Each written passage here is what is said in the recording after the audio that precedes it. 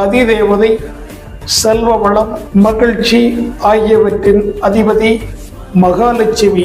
மகாலட்சுமிக்கு தேன் மற்றும் கற்கண்டு கொண்டு அபிஷேகம் இவர்கள் செய்து வந்தால் குடும்பம் சிறப்பாக இருக்கும். இவர்கள் திருமணம்தான் தடையும் தாமதமாகவே இருக்கும்.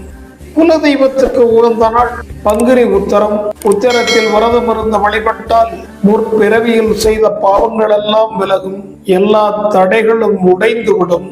இந்நாளில் அனைத்து கோவில்களிலும் மற்றும் முருகன் கோவில்களிலும் விழாக்கள் நடக்கும்.